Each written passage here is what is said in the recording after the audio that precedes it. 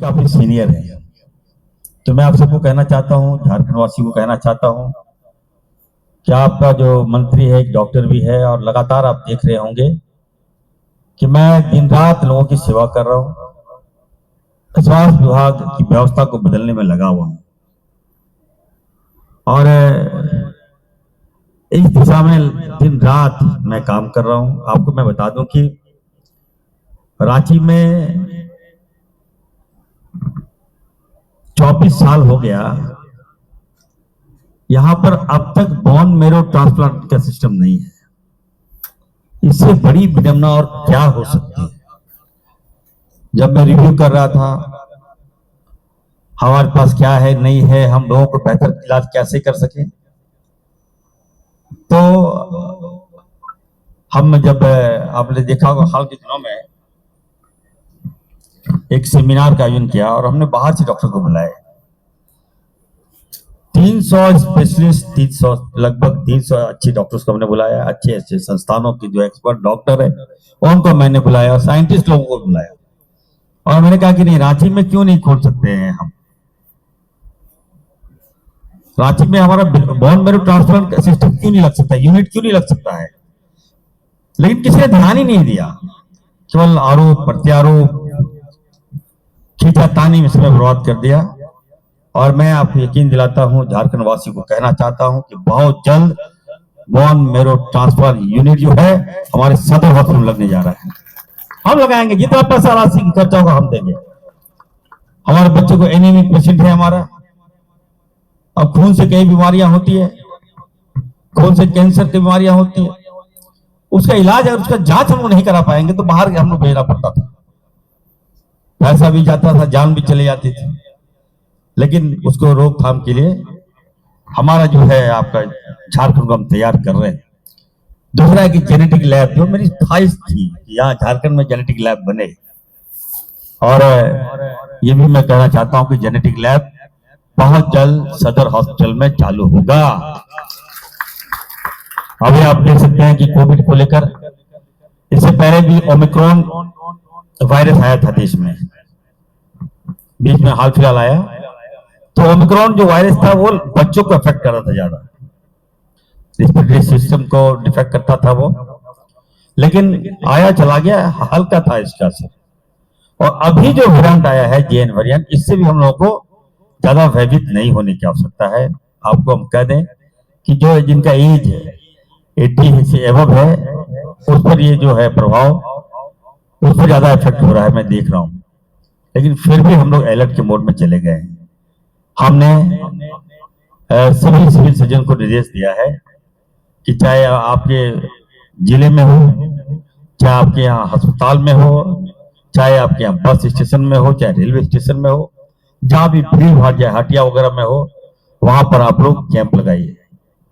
और जहां आपको लगे कि नहीं, लोगों को अगर टेम्परेचर हो, खांसी हो, बुखार हो, ये लक्षण है, अगर आता है तो आप प्लीज इमीडिएट उस ऐसे पेशेंट को हॉस्पिटल में एडमिट कराइए और हम लोगों को सूचना दीजिए। हम लोग जांच करेंगे, अगर वो पॉजिटिव पाया तो इसका इलाज करेंगे, नेगेटिव पाया गया तो उसको हम लोग रेफर करेंगे। तो मैं फिर से कहूंगा, कई गाइडलाइन हम लोग जारी करने जा रहे हैं। हम आप सबसे आग्रह करेंगे कि अभी आप लोग मास्क का प्रयोग करें। ये नहीं कि 3 लेयर मास्क अपने पास जरूर रखिए, मास्क कम से कम जरूर रखिए आप लोग, और भीड़ भाड़ में भी नहीं जाना है। कोशिश कीजिए, बहुत जरूरी है तभी जाइए। और ये भी आपको कोशिश करना है कि अगर देखिए कहीं अगर कोई बीमार है, तो बुखार से पीड़ित है, किसी को सांस लेने में दिक्कत हो रही है, किसी का बीपी हाई है, तो इमीडिएट आप हम लोग को एकदम फोन करें। हम अपना कॉल सेंटर नंबर भी हमने जारी किया है। डॉक्टर्स भी आपके अवेलेबल हैं। जितने डॉक्टर की छुट्टियां हमने रद्द कर दिया है, कोई डॉक्टर की छुट्टी अभी हम नहीं मानेंगे। सारे डॉक्टर जो है अभी थोड़ा अलर्ट मोड में रहेंगे, थोड़ा सेवा करेंगे। और 24x7 मैं सिविल सर्जन साहब को बोल के जा रहा हूँ, एकदम डॉक्टर्स को कहिए, गांव में भी डॉक्टर रहे हमारे, प्रखंड भी रहे, जिला में भी रहे, और शहर हॉस्पिटल में है वो भी रहे। दूसरा है कि आप लोग से भी आग्रह करेंगे, तमाम हम लोगों से आग्रह करेंगे, खासकर एयरपोर्ट में आप हमारे डॉक्टर्स की टीम को लगाइए, जांच कीजिए। और जो पेशेंट आ रहे हैं हमारे, क्योंकि फ्लाइट से पिछली बार कोविड का प्रकोप हुआ था, इस बार वो प्रकोप ना हो, इसको लेकर हम लोग एयरपोर्ट में भी हम लोग जांच की टीम हम लोग लगाने जा रहे हैं। जो भी पेशेंट आए, जो भी मरीज, जो भी पैसेंजर आएंगे, अगर लगेगा कि नहीं हमको डाउटफुल होगा, तो वैसे मरीज को हम लोग अपने अंडर ले लेंगे। तो इसकी व्यवस्था भी हम कर रहे हैं। हम आपको कहेंगे कि we are waiting for the guideline of central government, और अभी तक हमें सेंट्रल गवर्नमेंट का कोई गाइडलाइन नहीं मिला है। और जैसे आएगा फिर हम लोग आपको अगला आप लोग को अपडेट करेंगे। लेकिन इतना हम जरूर कहेंगे कि हम लोग चौकस हैं, हम लोग अलर्ट हैं। हम लोग तमाम डॉक्टर, तमाम नर्सेज, हमारा पूरा मेडिकल, जो एक एक टीम, आपका मंत्री भी अगर जरूरत पड़ेगा तो मैं भी लोगों को सेवा करने के लिए मैं भी तैयार हूँ। ये ज्यादा इफेक्टिव नहीं है ये बीमारी, लेकिन फिर भी हम लोग तैयार हैं। और खास करके जितने भी हमारे जो नर्सेज आई हैं, हमारी बहनें हैं, मैं उनको सैल्यूट करता हूँ कि आपकी भूमिका, अगर इनकेस अगर आ गया कोविड, अगर आ गया JN वेरिएंट 1 वेरिएंट है ये, तो अगर आता है तो हम लोग तैयार हैं, हर तरह से तैयार हैं, हम आपके साथ हैं। और जो डॉक्टर अच्छा काम कर रहे हैं, जो नर्सें अच्छा काम कर रही है, हम आपको विश्वास दिलाते हैं, हम आपके साथ हैं, मंत्री आपके साथ है, तो ऐसे डॉक्टर्स को भी हम सम्मानित करेंगे। सदर हॉस्पिटल को और हम डेवलपमेंट करने जा रहे हैं, डेवलप करेंगे यहाँ, और भी डॉक्टर्स की बहाली कैसे हो, डॉक्टर्स को हम लोग कैसे लाएं यहाँ, इस पर भी मेरा फोकस है। तो फिर से मैं कहूंगा कि आप लोग से मैं मिलूंगा, भी वार्ता करूंगा।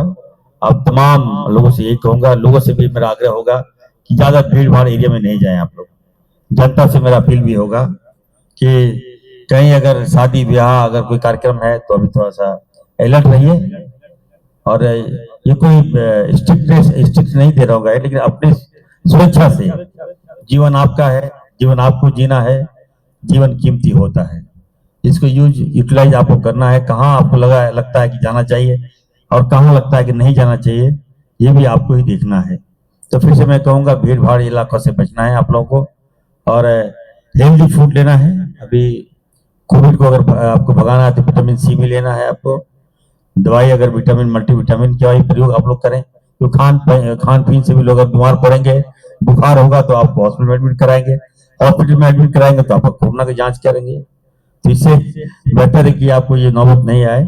तो फिर से आप सबको मैं इसलिए विशेष मैंने बैठक किया, सभी जिलों के सिविल सर्जन से मेरी बैठक हो गई, सवेरे से मैं लगा हुआ हूँ, एक एकदम अस्पताल की व्यवस्था सुनिश्चित करा रहे हैं। ऑक्सीजन प्लांट जहाँ चालू नहीं है, क्योंकि हो सकता है ऑक्सीजन की व्यवस्था पड़े हम लोगों को, और ऑक्सीजन की व्यवस्था पड़े तो हो सकता है दूसरे राज्यों को भी ऑक्सीजन को देने की जरूरत पड़े, इसको लेकर भी हम लोग काफी तैयार हैं। और जो अगर ऑक्सीजन प्लांट खराब है तो मैं निर्देश दे रहा हूँ, कितना राशि लगता है आप पैसा ले लीजिए, पैसा की कमी नहीं है, और ऑक्सीजन प्लांट जो है उसको बनकर तैयार कीजिए। आप लोग, आप सब यहाँ पे आए और इस तादाद में आए, इसके लिए आप सबका बहुत बहुत धन्यवाद। जय हिंद। हमारे मीडिया के साथीगण, यहाँ पर हमारे सिविल सर्जन जी हैं, यहाँ DS साहब, मेडिकल के तमाम टीम लोग यहाँ, एक्सपर्ट लोग हैं हमारे, और जो लोग कोविड में अच्छा काम किए सारे लोग यहाँ पे आए हैं, सबको मैंने बुलाया है, सभी जिलों से मैंने इनको बुलाया है यहाँ। और जैसा कि आप सबको मालूम है कि अभी JN 1 वेरिएंट जो है ये अभी दस्तक दिया है हमारे हिंदुस्तान में। एक पेशेंट डिटेक्ट हुआ जिसकी मौत हो गई बेंगलुरु में। वो 85 ईयर्स ओल्ड थे। और अभी जो जानकारी मिल रही है, हमारे रांची में भी एक पेशेंट का हम लोग डिटेक्ट किए हैं, जो कौन सा हॉस्पिटल में, सेंटीवीटा में एडमिट है। तो ही इज वेरी ओल्ड। और JN1 वेरिएंट जो है वो हमें लगता है कि 75 to 85 ईयर्स ओल्ड को अफेक्ट कर रहा है। मतलब जो सीनियर्स है उन पर ज़्यादा इफेक्ट कर रहा है। लेकिन मैं आप सबको कहना चाहता हूँ, इसमें ज़्यादा पैनिक होने की आवश्यकता नहीं है। जब हमारे यहाँ डिटेक्ट हुआ तो एक स्वास्थ्य मंत्री, मेरी जवाबदेही बनती है कि हमारे झारखंड को मैं अलर्ट करूं। डॉक्टर्स से मैं उनसे वार्ता किया, सारे लोगों से मैंने वार्ता किया। और हर जगह मैंने झारखंड के तमाम जिलों में, झारखंड के तमाम जिलों के बस स्टेशन में, चाहे रेलवे स्टेशन में हो, चाहे एयरपोर्ट में हो, एकदम वहां जाए, टीम जाएगी मेरा, और जो भी लोग आ रहे हैं उसकी जांच होगी। और उसकी जांच होगी जो लगे कि नहीं बीमार है, वीक है, बुखार है, खांसी है, सर्दी है, या हेडेक है, या सांस लेने में दिक्कत हो रही है, ऐसे पेशेंट को आप लोग तुरंत अब हमारे अपने कब्जे में ले लें। हॉस्पिटल में आप उसको एडमिट कराइए और उसका जांच कीजिए।